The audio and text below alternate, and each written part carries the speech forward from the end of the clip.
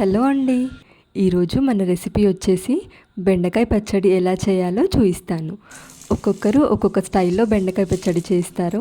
నేనైతే ఎండుమిర్చితో చేస్తాను. ఈ రెసిపీ కనుక నచ్చితే మీరు కూడా ట్రై చేసి ఎలా వచ్చిందో కామెంట్స్లో చెప్పండి. వేడి వేడి అన్నంలో కొద్దిగా బెండకాయ పచ్చడి వేసుకొని నెయ్యి వేసుకొని తింటే ఆహా ఏమి రుచి అని అనాల్సిందే మీరు కూడా. సో ఈ ప్రాసెస్ ఒకసారి చూసేద్దాం. దీనికోసం ముందుగా పావు కేజీ బెండకాయలని తీసుకొని నీట్గా వాష్ చేసుకొని తడి లేకుండా తుడుచుకొని చిన్న పీసెస్గా కట్ చేసుకోవాలి. ఇలా కట్ చేసుకోవడం వల్ల పీసెస్ త్వరగా ఫ్రై అయిపోతుంది. ఇప్పుడు మనం బెండకాయ పచ్చడి మేకింగ్ ప్రాసెస్ చూద్దాం. దీనికోసం ముందుగా ప్యాన్ పెట్టుకొని 2 టేబుల్ స్పూన్స్ దాకా ఆయిల్ వేసుకోవాలి.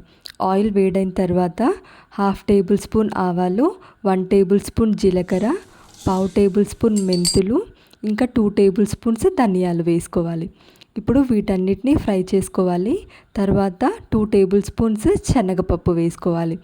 వీటిని అన్నిటిని వేసుకున్న తర్వాత టేస్ట్కి సరిపడా నేను ఇక్కడ 10 నుంచి 12 ఎండుమిర్చి యాడ్ చేస్తున్నాను. లేదు మీరు కొంచెం కారం ఎక్కువగా తినే వాళ్ళైతే ఇంకో 2 యాడ్ చేసుకోవచ్చు. ఇప్పుడు వీటన్నిటిని ఫ్రై చేయాలి. లో ఫ్లేమ్లో అడ్జస్ట్ చేసుకొని ఫ్రై చేసుకోవాలి. ఆ తర్వాత సన్నగా కట్ చేసిన మీడియం సైజు 2 ఆనియన్స్ యాడ్ చేస్తున్నాను. తర్వాత వెల్లుల్లి కొద్దిగా ఎక్కువగానే యాడ్ చేసుకోండి.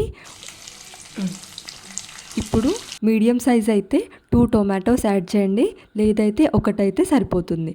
తర్వాత కొత్తిమీర కూడా వేసుకోవాలి. కొత్తిమీర కాడలతోనే వేసుకోండి. ఇప్పుడు నిమ్మకాయ సైజు చింతపండు నీట్గా వాష్ చేసుకొని యాడ్ చేసుకొని ఇంకా 1 టేబుల్ స్పూన్ పసుపు యాడ్ చేసుకొని లో ఫ్లేమ్లో పెట్టుకొని ఫ్రై చేసుకోవాలి. ఇలా ఫ్రై అయిన వీటిని మిక్సీ జార్లో తీసుకోవాలి.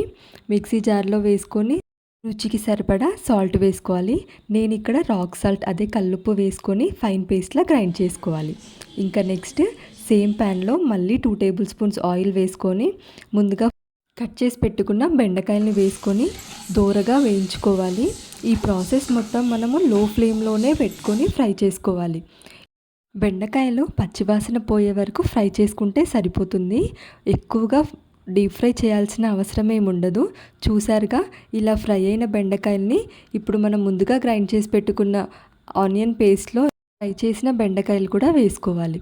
ఇప్పుడు వీటన్నిటిని మిక్స్ చేసుకొని ముందుగా మనం గ్రైండ్ చేసుకున్న ఆనియన్ పేస్ట్ ఇంకా బెండకాయ ముక్కల్ని అన్నిటినీ మిక్స్ చేసుకొని బరకగా గ్రైండ్ చేసుకోవాలి. పల్స్ మోడ్లో 2 టైమ్స్ గ్రైండ్ చేస్తే సరిపోతుంది. లేదు అంటే మీరు రోట్లో అయినా దంచుకోవచ్చు. ఇప్పుడు మనం ఈ పచ్చడిలోకి పోపు ప్రిపేర్ చేద్దాం.